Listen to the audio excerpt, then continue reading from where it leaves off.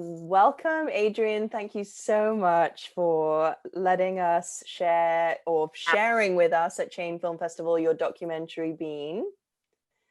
For all the viewers, I'm very fortunate to know Adrian as a filmmaker, and I think this is the first documentary I've seen of yours, which is, Yes, yeah. because it's the first I've ever made. Yeah, Yeah. which is really interesting because often filmmakers make documentaries first and then move into, narrative filmmaking. But you sort of explored this, which I want to talk about because this documentary has such a personal message, and you put a lot of your personal experiences into this film, and I would love you to talk about what that is like as a filmmaker, bringing something so personal to the screen and the process of doing that. Yeah, it was it was tricky in the sense that I wasn't sure if I should do it, mainly for myself because of where I was in my emotional state.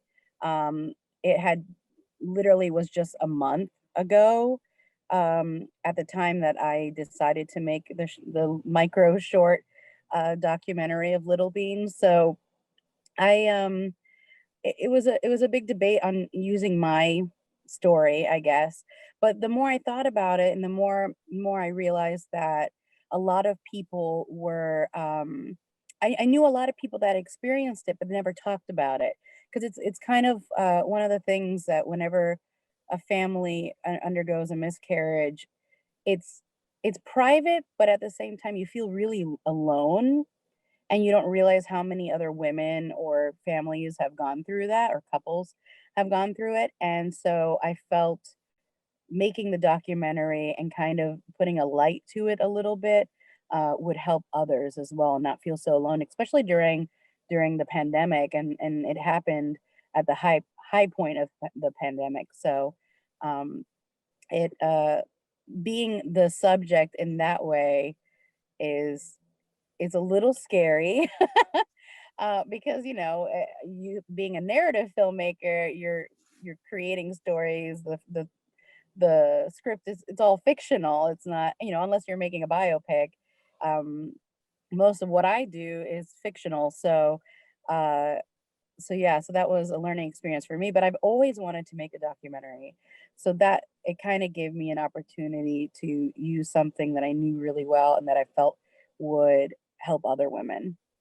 Yeah, no, that's really amazing. How did you go about in that medium of deciding how to piece the story together? Because obviously you don't have a narrative script to go by. So what was that process like? I think for me, I went at it as a narrative filmmaker mentality. So I created a story of truth because everything I was saying was true.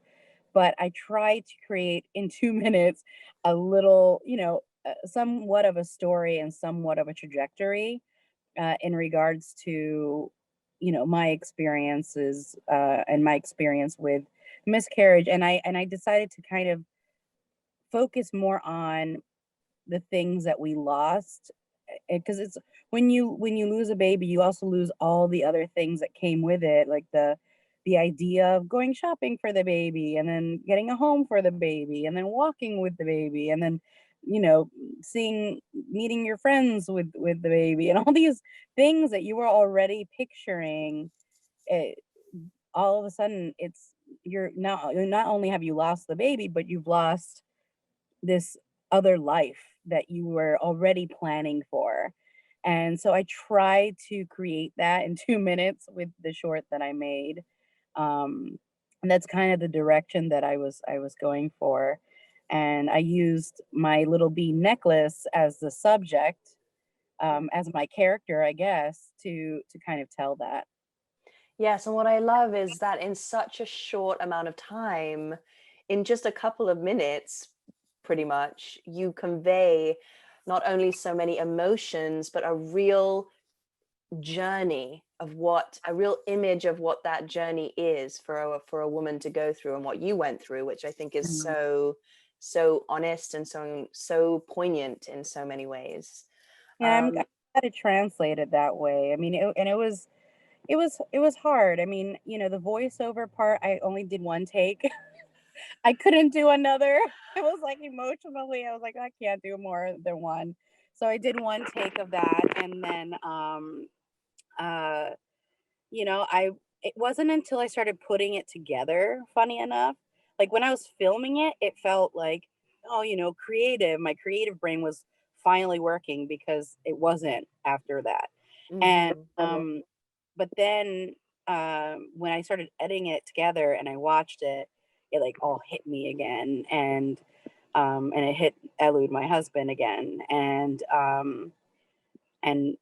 yeah, it was definitely there was a therapy to it. I don't think it's for everybody to do something like that, but there was definitely a therapeutic aspect to doing it for me. Yeah. Yeah. Yeah. Yeah.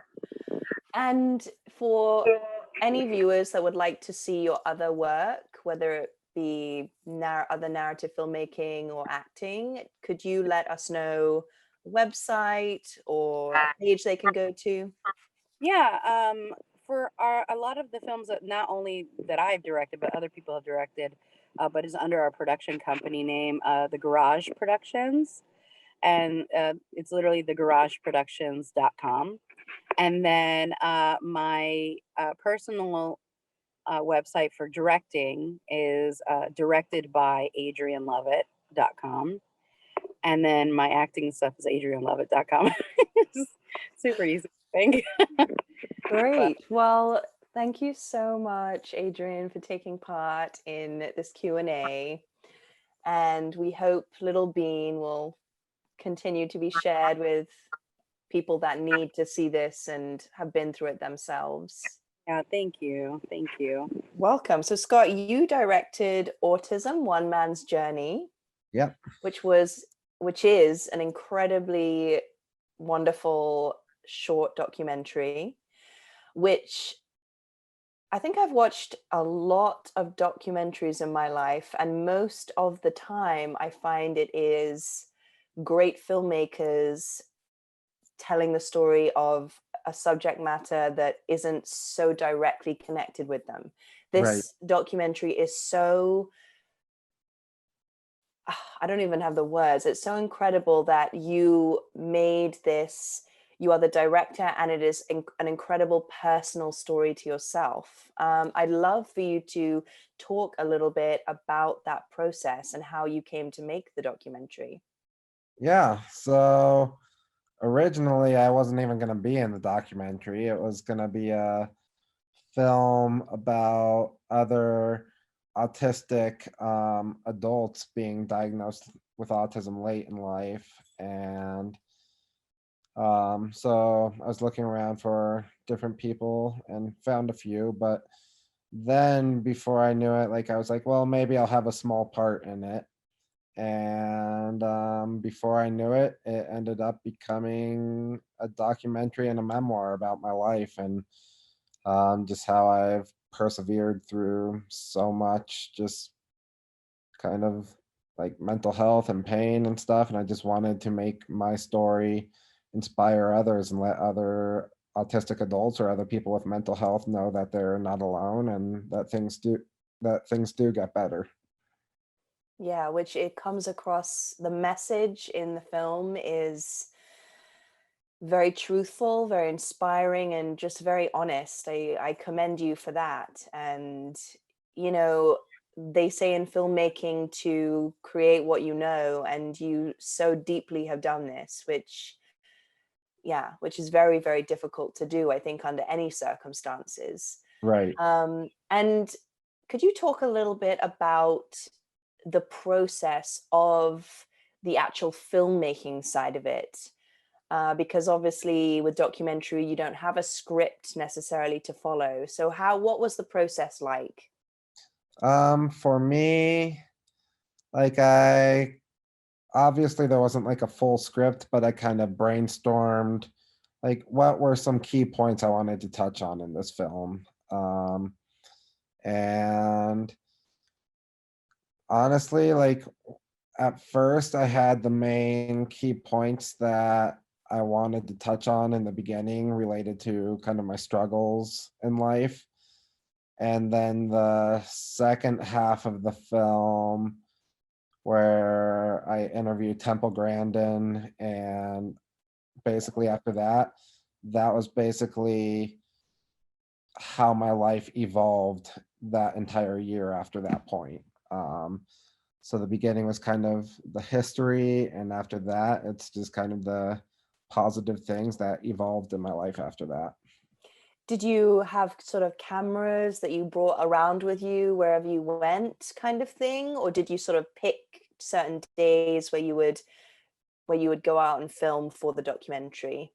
I tried to have it where I had like a camera on me most of the time, or like certain lifestyle shots I wanted to capture to kind of show me in my daily life. The struggle I ran into was being that I was also the director of photography or cinematography and everything. Like, it was hard to find people knowledgeable about the filming to film me. So Hmm. I ended up just getting a simple GoPro and a gimbal for it, because like I had it for a while where I would give friends my camera and all the settings were set up, but it was hard for them to keep it stable and all that. They're just not used to filming. So I found that getting a simple GoPro for the day in the life shots and like just following me around worked best, because honestly, in a lot of documentaries where people are being followed around, the focus isn't exactly like the crispness and everything of the filming. It's more just like capturing that moment. So, Hmm. Yes, for um, sure. yeah, problem solving to finding that a GoPro would work best for them and following me in my daily life really fixed a lot of things. And as far as the ski segment goes, I know a lot of filmmakers in the ski industry, so I was able to connect with people and tell them about my idea. And when I told people that, like, look, I'm gonna have someone filming me filming you, they were like, well, that's a little weird. And but I just said, I promise you it'll look really cool in the end result. And they were all blown away and amazed by the segment. Yes, no, it really is wonderful. And I have to say, your cinematography and editing of these extreme sports, the skiing and the biking, and even the stuff you talk about later that you've started doing, your nature, the sort of nature shots, it is absolutely stunning and Thank you. incredible. So I would love if you could just really loud and clear tell everyone where they can contact you, find your work to watch, because it is some of the best I have ever seen. Thank you. Yeah, you can find my work on my website at smkmedia.biz. And it has a couple different films, my film reel and everything. And then on Instagram, my name is SMK Media. And on, let's see, Facebook, I have autism.journey.film.